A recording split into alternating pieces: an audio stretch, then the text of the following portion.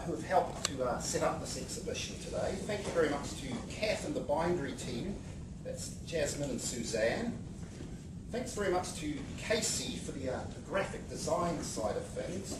Also to Malcolm for the photography, the online exhibition, which is up now if you wish to view that.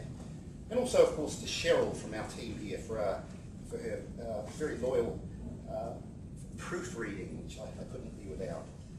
And now to introduce our speaker today, the Reverend Dr. James Harding.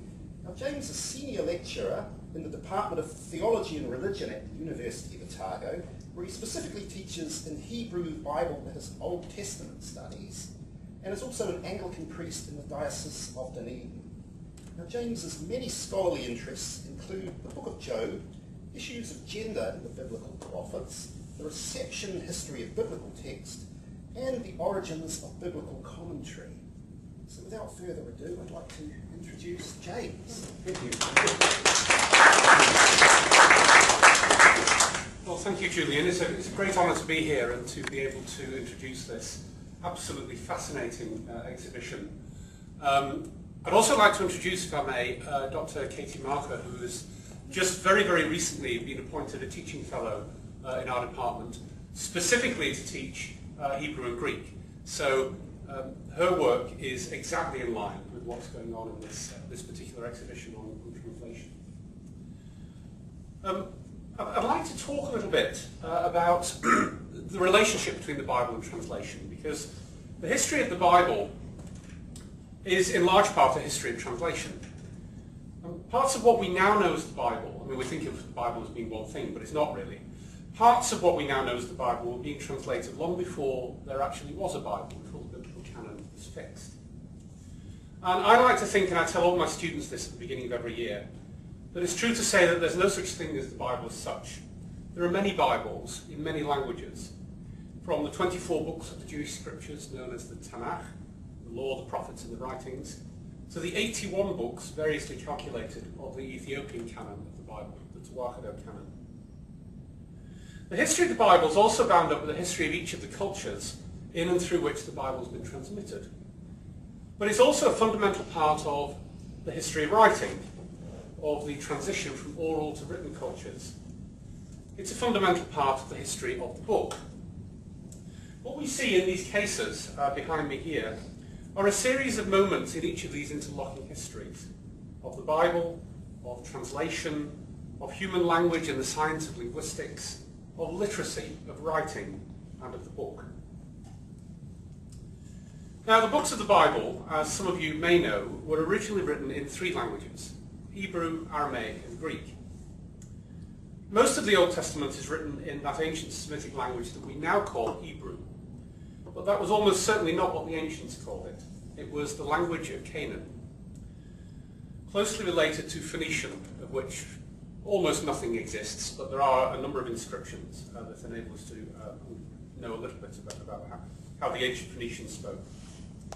The oldest fragment we have of the Bible is a tiny Hebrew inscription that you can see in the Israel Museum on a silver scroll from the end of the 7th century BC. It contains the priestly blessing that we now find in Numbers chapter 6. But before that, there are no scriptures in ancient Israel.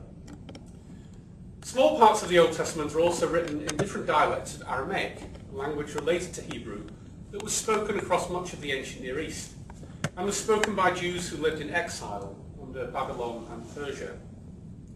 And eventually, a dialect of Aramaic was spoken by Jesus, and he's quoted speaking in Aramaic in the New Testament, although all the books of the Old Testament, of the New Testament, as a whole, were written in Greek. Now, writing came relatively late to ancient Israel.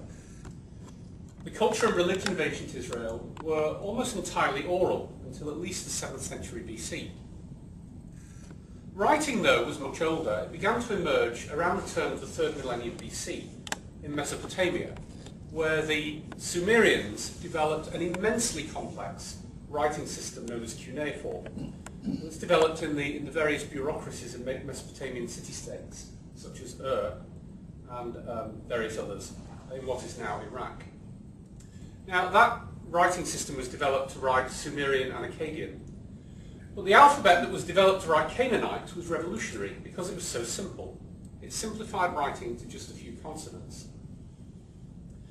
This simple alphabet, which is actually an abjad, not an alphabet, because it's only made up of consonants. There are no vowels in ancient Hebrew or in any other ancient Canaanite script, developed into the script that was used to write the oldest biblical texts.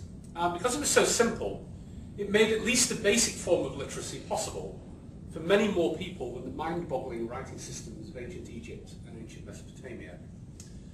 And that was the key development that eventually made possible this exhibition. That revolution, that alphabetic revolution that made possible literacy and made possible the widespread dissemination of writing. Now, by the 3rd century BC, most of the books of the Old Testament had been written, but they were not yet a single collection, apart from the 5 books of Moses, the Torah. A relatively small number of Jews lived in Palestine, speaking dialects of Hebrew and Aramaic, but most of them were unable to read, and they heard the scriptures read in houses of prayer from scrolls made of leather or papyrus. Outside Palestine, Jews lived in the diaspora, the dispersion in Mesopotamia and all around the Mediterranean, speaking either Aramaic or Greek, depending on where they were. Many of them could no longer understand Hebrew, so they needed translation. And that's where what we think of as Bible translation began. 5 books of Moses were translated into Greek for the Jews of Egypt. An ancient Jewish legend relates how the Greek king of Egypt, Ptolemy II, commissioned the first translation for his great library in Alexandria.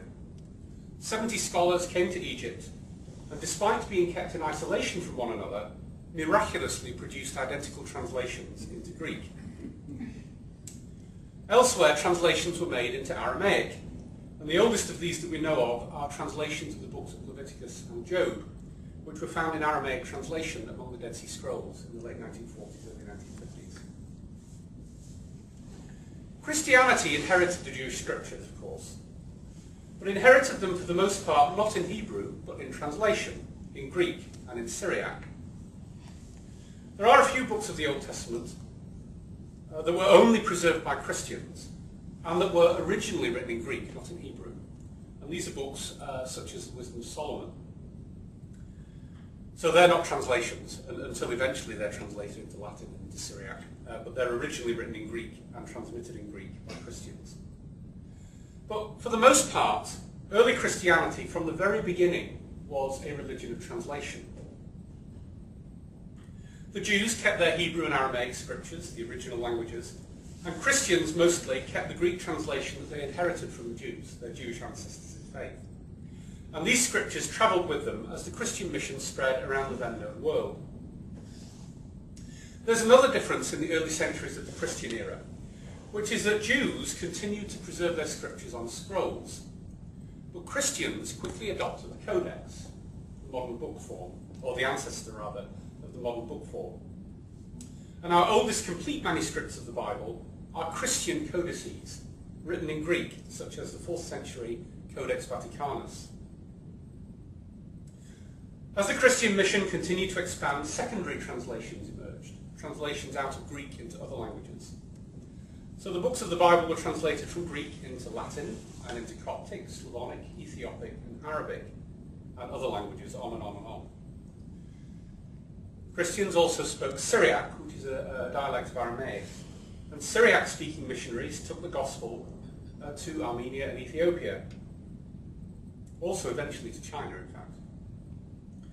What this meant was a vast proliferation of different versions of the scriptures. Already by the 3rd century CE, this was regarded by some as a problem.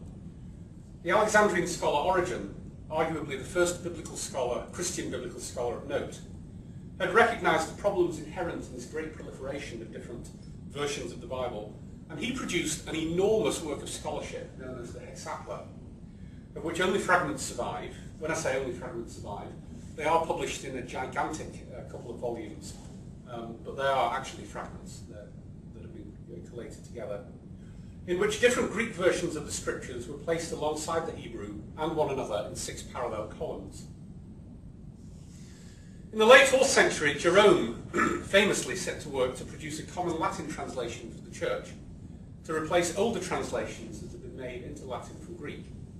Jerome was going to translate directly from Hebrew, of which he had some knowledge, as of course had Origen before him, and Jerome retranslated many of the books of the Bible directly from Hebrew. And this version has since the 16th century been known as the Common or the Vulgate translation.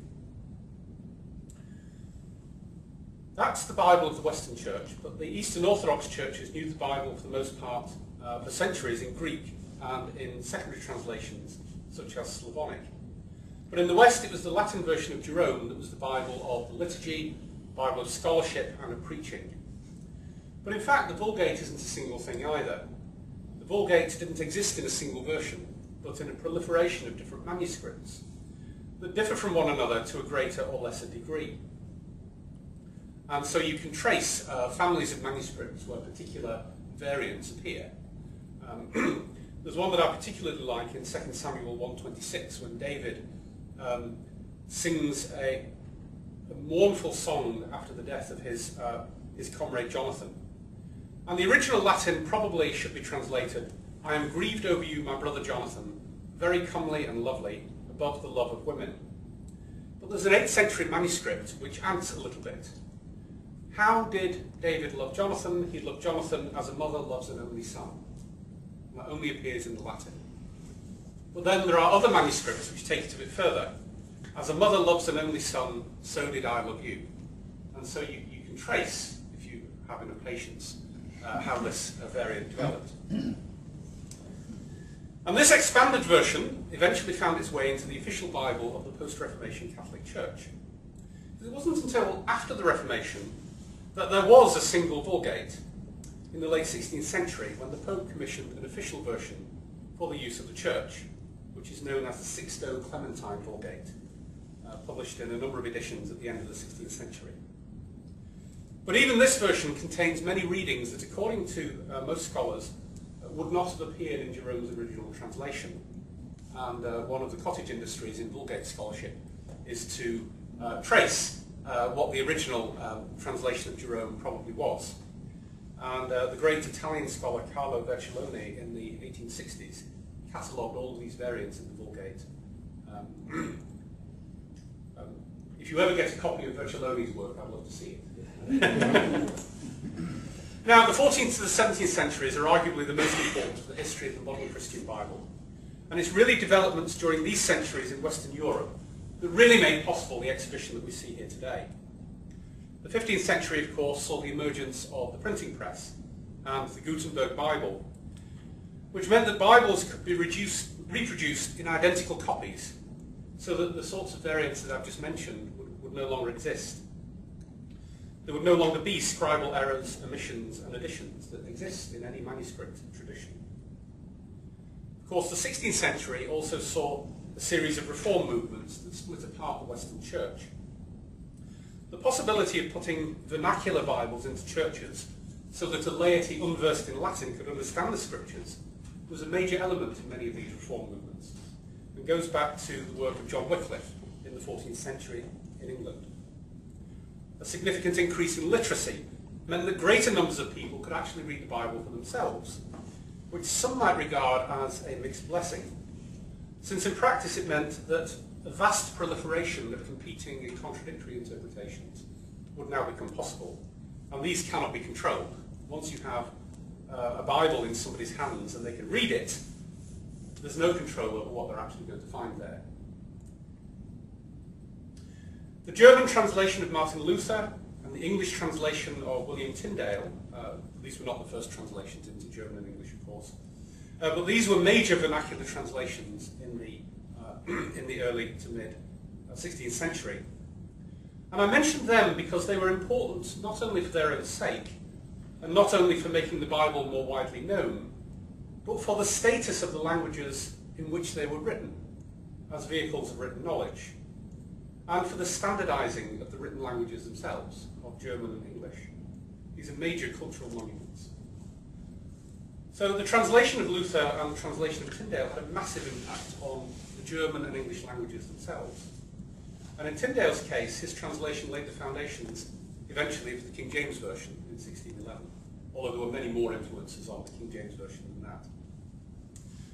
But these religious uses of the vernacular were not universally welcomed. And one really fascinating but I think little studied part of 16th century history bears this out. In 1549 there was a major revolt in the southwest of England. And it was against the imposition of the English Book of Common Prayer of Thomas Cranmer. And the reason was that the people of Cornwall in particular were familiar with the Latin Mass as the heart of their devotion. And of course they themselves were not particularly familiar with English, so what use to them was a Mass in English. Their language was Cornish. Cornish was the language of hearth and home, Latin the language of prayer and devotion, and English the tongue of the oppressor. Their rebellion failed, although Protestantism took a very long time to take hold in Cornwall. And they continued to tell Bible stories in Cornish, as in the early 17th century mystery play, The Creation of the World. If you've never read that, I urge you to read it. It's a wonderful, wonderful piece of work. My favourite part of it is where Cain tells Abel he's an idiot for offering a costly sacrifice. And instead of offering a costly sacrifice like Abel, Cain offers cowpats to God instead. A complete translation of the Bible actually into Cornish has only recently been published, literally in the last 5 years. The language having long been moribund. It was in the 17th century, late 18th century when the last native speaker of Cornish died.